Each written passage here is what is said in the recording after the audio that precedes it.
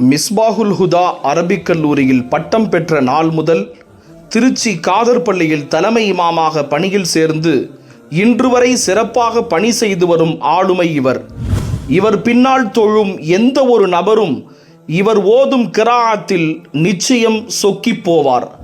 பள்ளிவாசல் முசல்லாவில் சுருங்கிவிடாமல் வியாபாரம், ஹஜ் உம்ரா வழிகாட்டி, சுய முன்னேற்றம், பிறர் முன்னேற்றம் என பறந்து விரிந்த வாழ்க்கைக்கு சொந்தக்காரர்.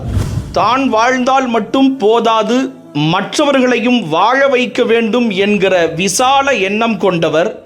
இவர் பெயர் நினைவு கூறப்பட்டாலே எல்லோருக்கும் உதவுபவர், உழைப்பவர், உயர்ந்தவர் என்ற அடையாளம் நினைவு கூறப்படும். ஒரு முறை கூட இறை இல்லம் காபாவை கண்டிடாத நூற்றுக்கணக்கான ஆலிம்களை உம்ரா செல்ல காரணமாயிருந்தவர்.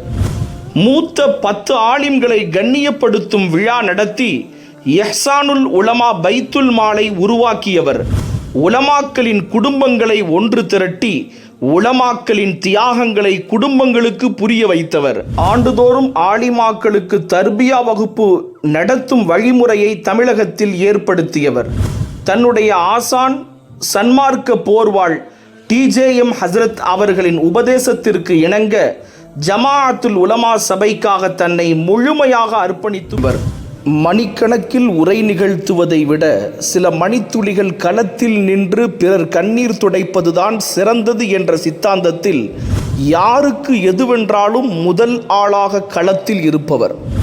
தான் சேர்த்து வைத்த முதல் தொகையில் ஹஜ்ஜி பயணம் மேற்கொண்டு தன்னுடைய ஆசான் OM ஹசரத்தின் ஆலோசனையில் அல் அமானத் ஹஜ் சர்வீஸின் வழிகாட்டியாக 20க்கும் மேற்பட்ட ஹஜ்ஜுகளை செய்தவர்.